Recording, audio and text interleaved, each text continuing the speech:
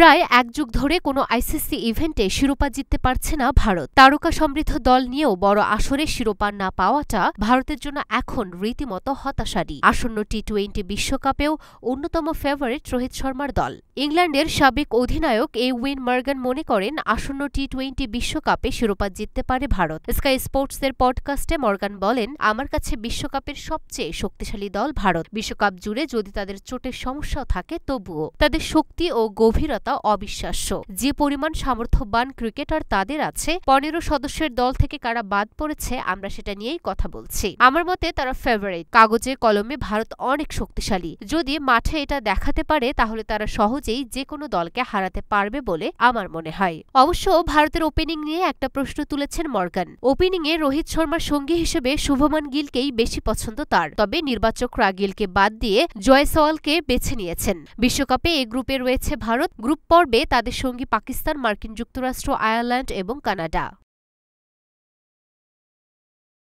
Luna Afroz, Dhaka post.